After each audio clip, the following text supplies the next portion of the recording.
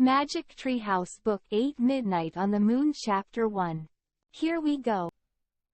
Midnight on the Moon. Prologue.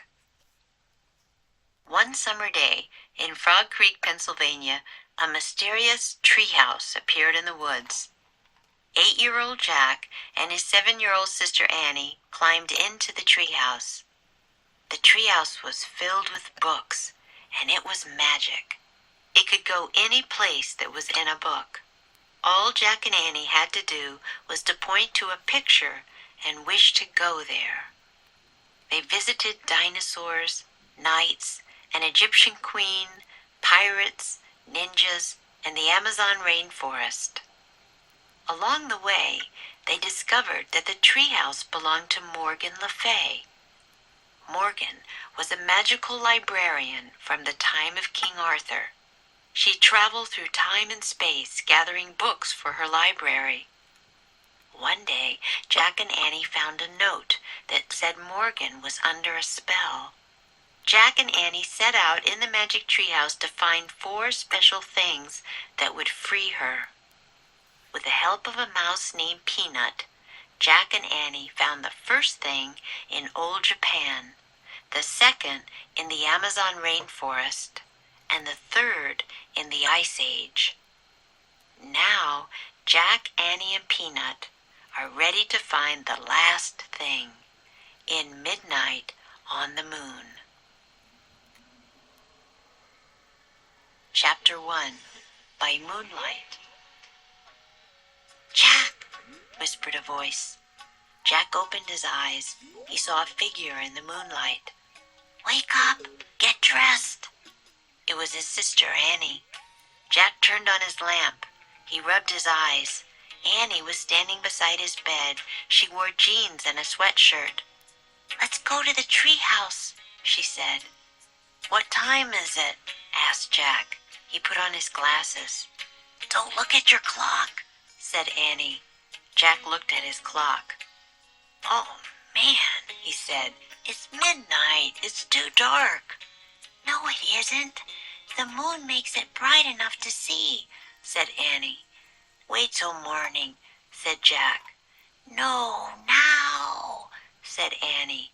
"We have to find the 4th M thing. I have a feeling that the full moon might help us." "That's nuts," said Jack. "I want to sleep." "You can sleep when we come back home," said Annie. "No time will have passed." Jack sighed.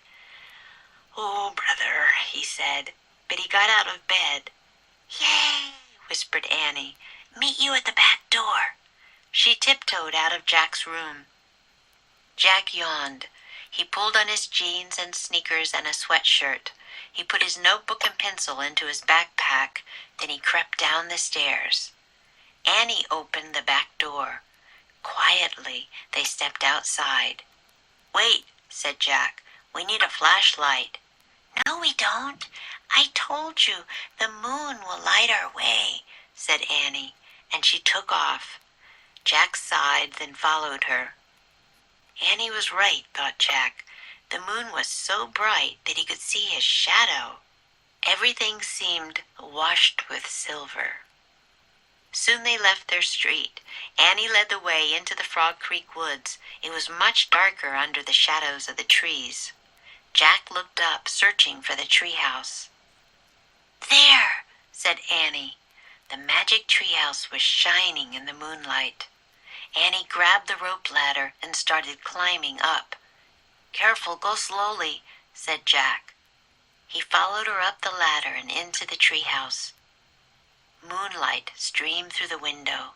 It shone on the letter M that shimmered on the wooden floor.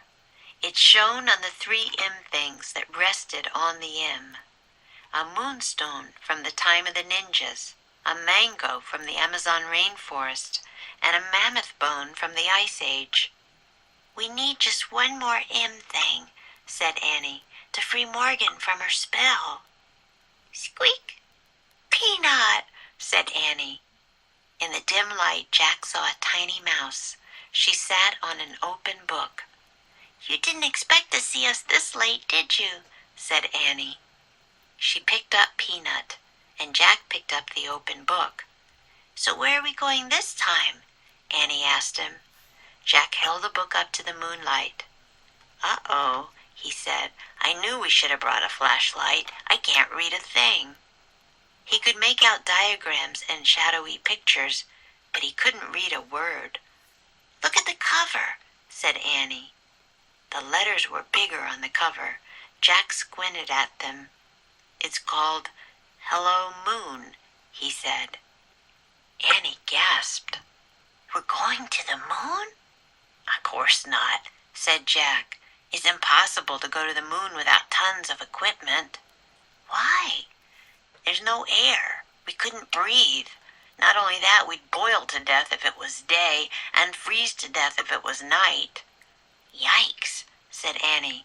So where do you think we are going? Maybe a place where people train to be astronauts, said Jack.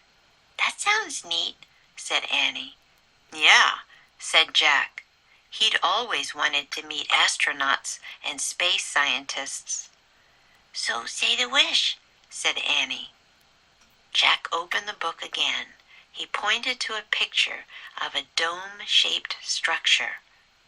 I wish we could go there, he said. The wind started to blow. The treehouse started to spin. It spun faster and faster and faster. Then everything was silent. Absolutely silent. As quiet and still as silence could be. Rub one's eyes. He rubbed his eyes. Rest on something. It shone on the 3M things that rested on the M. In the dim light. In the dim light Jack saw a tiny mouse. Make out. He could make out diagrams and shadowy pictures. Squint at. Jack squinted at them. Tons of. It's impossible to go to the moon without tons of equipment. Boil to death. We'd boil to death if it was day and freeze to death if it was night. Practice makes perfect. Goodbye. See you next time.